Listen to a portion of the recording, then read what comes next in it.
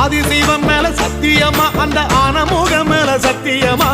ஆறுமுகம் மேல சத்தியமா அந்த ஞான பழம் மேல சத்தியமா மொத்த மனசுல மொத்த நரப்புல குடியிருக்கிற சண்முகா